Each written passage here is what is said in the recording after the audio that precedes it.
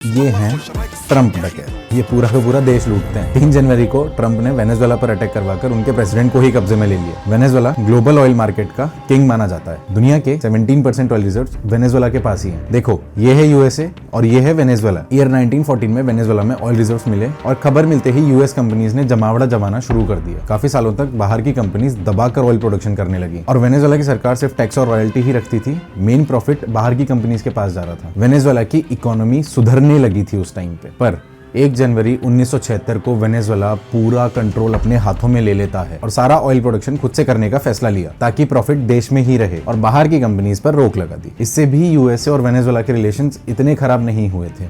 Venezuela अभी भी USA को ऑयल बेच रहा था और यूएस कंपनीज जॉइंट वेंचर्स में काम कर रही थी। पर साल 1999 में यूगो चावेज वेनेजुएला के प्रेसिडेंट बने।